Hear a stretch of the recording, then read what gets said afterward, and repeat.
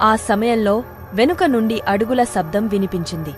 అతను వెంటనే వెనక్కి తిరిగి చూశాడు, కాని ఎవరూ లేరు.